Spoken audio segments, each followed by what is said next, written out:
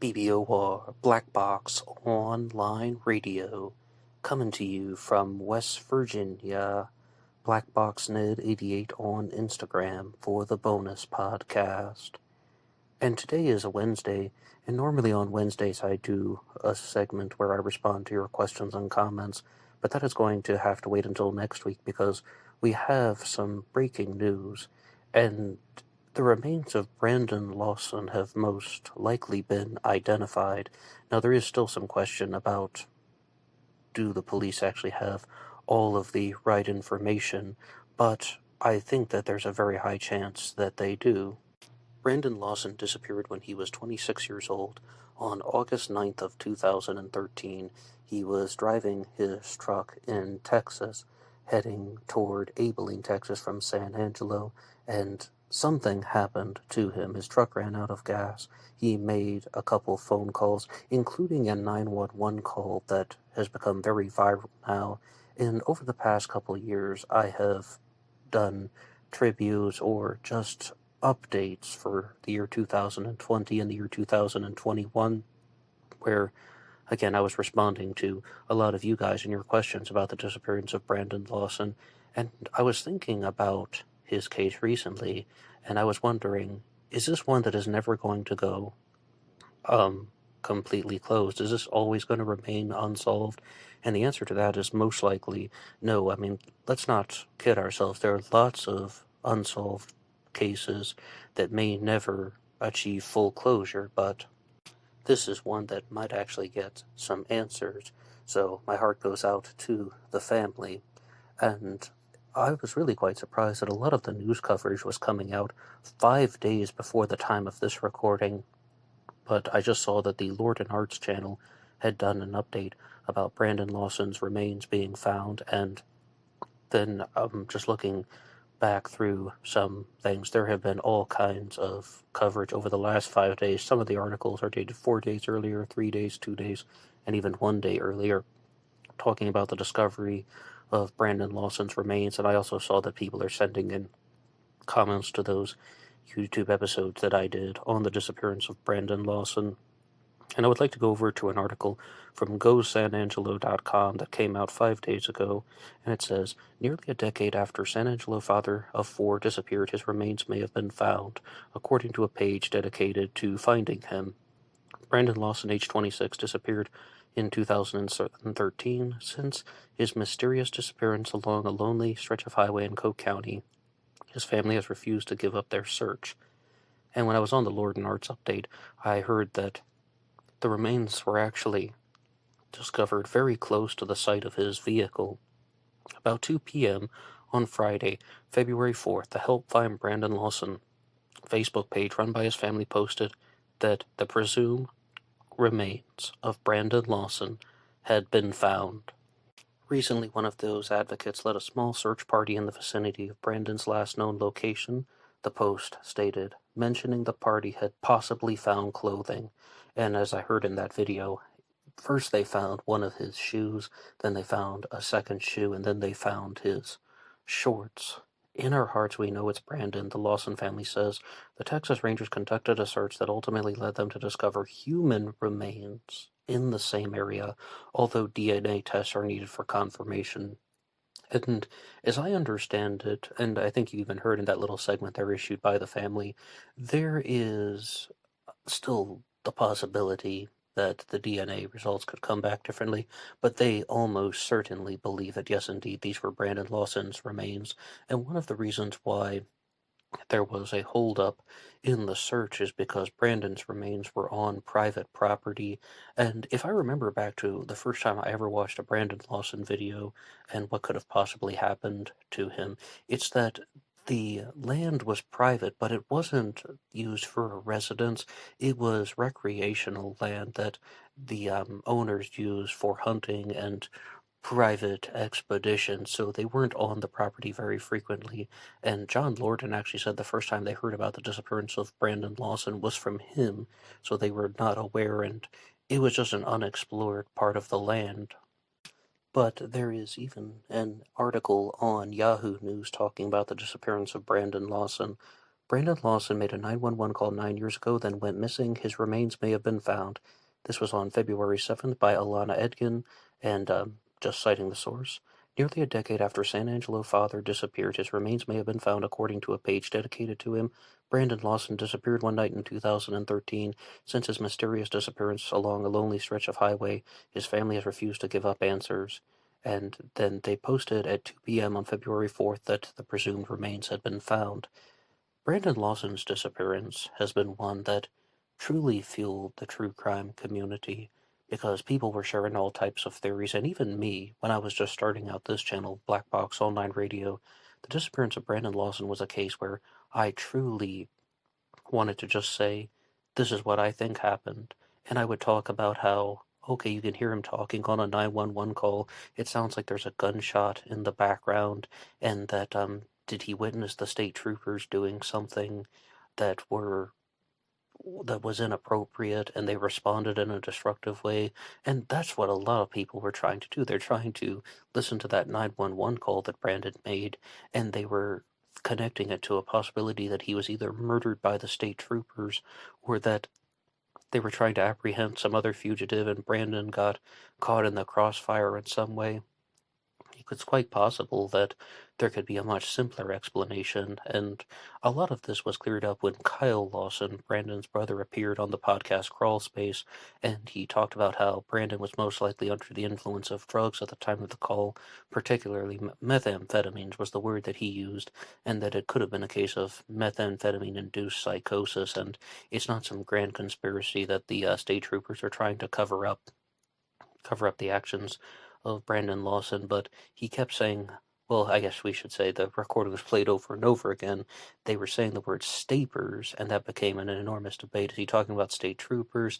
Is he talking about interrupting some type of drug deal? And so many people thought the drug cartels were involved. Brandon ran out of gas, and then someone was chasing him. What was really happening? But we might not get all the answers as to every footstep that Brandon took and everything that he saw prior to his death, but it seems quite likely that the remains of Brandon Lawson were found nearby the site of his disappearance. And this is something that is very common in the true crime world, that people who go missing usually have passed away very close to the time of their disappearance. And sometimes you do get cases of people genuinely running away to start a new life. Sometimes you do get cases of people who are genuinely abducted and they're held captive. But with Brandon Lawson, I mean, running away to start a new life, he had a common law wife, Ladessa, and 4 children, as you heard in these articles. And I would also like to go over to the website traceevidence.com that has an article about Brandon Lawson, which is an introduction to their podcast. This is episode 17, if anybody would like to hear the whole thing. On August 8th, 2013, 26-year-old Brandon Lawson got into an argument with his longtime girlfriend, Ladessa Lofton. Frustrated and wanting some time to cool off, he placed a call to his father over 3 hours away in Crowley and asked to spend the night. His father tried to talk him out of it, but because it was 11:54 p.m., Brandon began his drive. 40 miles later, he ran out of gas and called his brother Kyle for help. What transpired in the next 30 minutes is unknown, but when his brother arrived, Brandon was nowhere to be found.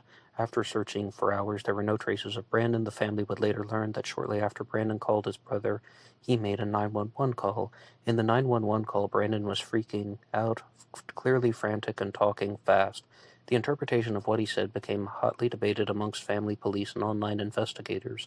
The sheriff's department was hesitant to treat it as a missing persons case, and instead approached it from the perspective that Brandon had chosen to run off to avoid a warrant that had been issued for his arrest some 8 years earlier. While the family searched exhaustively, believing that Brandon would never abandon his 4 children, authorities wouldn't begin their first search until a week later. And it goes on for a while, but once again, thank you to Trace Evidence. As far as the warrant goes, as I understand, Brandon had served some jail time, and the 8-year-old warrant that they were talking about was actually issued before he went to jail for something else, and then he had gone out, and I didn't quite understand that, but somebody wrote into the YouTube channel here, Black Box Online Radio, and said that that happens very frequently when you're dealing with different jurisdictions and across county lines. But yes, he had already been to jail for something else and been released, and And I never once thought Brandon was running away from a warrant, but I'm definitely guilty of some incorrect information out there, and that was a big reason why I decided to approach YouTube and the true crime world in the way that I do now, just getting away from, okay, here's my personal theory. This is what I think happened. I've read 7 or 8 articles and watched 7 or 8 YouTube videos, and I think I know everything, so I'm going to tell you what most likely happened. No, absolutely not. But um, the reason why is because it's not only very difficult, there are also very simple mistakes that you can make. And you don't know everything just by reading 7 or 8 articles and watching 7 or 8 videos. And sometimes people even view it in a very disrespectful way if they read a story about their family member and you're just coming up with this far out theory. And also, some people immediately try to connect these missing persons cases to UFOs and abductions. But with the disappearance of Brandon Lawson, it was going in a different way. As I said, the drug cartels were brought up a lot, but some people also thought that Brandon Lawson was murdered by the Republic of Texas, that he saw people whom he thought were state troopers, but they were actually people from the Republic of Texas. They people who support Texas independence, and they wear uniforms that look similar to state troopers. And a lot of that is just playing mind games. It's doing mental gymnastics. I was guilty of it, and a lot of other people were guilty of it, and it's not a practical way to evaluate a true crime story. And a lot of it requires sitting back, waiting, and following the news, unless you have access to things like police reports, or even sometimes you can listen to the press conferences that are put out by law enforcement, personal statements that have been made by the family members. And on that note, there is a Facebook page called Help Find Brandon Lawson that has posted this on February 5th saying, "We want to thank everyone who took the time out of their busy lives to help search for Brandon these last couple of weeks. Even though it was freezing and miserable outside, it means more than you will ever know. And a special thank you to Jason Watts, who never gave up hope no matter what. We will always be available to answer your questions, give advice, or just console us. We could not have done this without you." And there's a list of names of people here. And it says, "To all the members of this page, first and foremost, I want to tell each and every one of you that I appreciate your support, kind words, and prayers, and concern that has been given to our family. Answers are something that we have searched for, and today I am sharing with you that we now have some of those answers. It is with a heavy heart and great difficulty that we have an important update regarding Brandon's case. Our family's long-awaited journey to find answers draws near. For years we have gone to great lengths to search the area of Brandon's last known whereabouts. Many searches have been conducted in various ways to locate any potential clues. We have had a circle of supporters assisting us in locating Brandon throughout this process. Recently, one of those advocates led a small search party in the vicinity of Brandon's last known location. The search came upon some clothing that was consistent with Brandon's clothing. Authorities and local law enforcement were contacted and were able to take the evidence for testing. The Texas Rangers conducted a search that ultimately led them to discover human remains in the same area. Although DNA tests are needed to confirm identification, in our hearts we know that it is Brandon. Our main focus throughout this entire ordeal has been to bring Brandon home so that he can finally rest in peace. Our family can have some answers that we have prayed for. I know that many of us have also been trying to answer the questions that everybody has, but at this time we do not know all of the answers. We will keep everyone notified of all new developments. I ask you that please respect our family's privacy at this time, and we await further results. Brandon's parents, his children, his siblings, and his family, and I thank you for unwavering support over the years in helping find Brandon. I, on behalf of our family, want to express that Jason Watts, Dylan Ryan, Paul, Chris, Melissa, Whitney, Josh, Amber, John, and the private investigators and all of the supporters, that we appreciate all your dedication and tenacity throughout this entire journey. Lastly, Brandon will forever remain in the hearts of all who loved him. We are extremely grateful that we can lay him to rest and our family can have peace knowing he is home. Our love for Brandon will get us through what is yet to come. All our love." And this was from Ledessa and family. That's how it's signed. So, I do appreciate Ledessa making that public statement, and I have never had any personal interactions with the family, but my heart does go out to them. I am glad that they got their closure, and Brandon can finally rest in peace. And it looks like this is one mystery that will most likely be solved, and that's good news. That's the objective. That's the end goal, and it's really all for them. It's really just some good news today that they are getting some answers to those much desired questions. I thank you so much to everyone who has listened to this episode, and I will talk to you guys tomorrow for a new episode of Black Box Online Radio. But for now, rest in peace to Brandon Lawson. Until next time.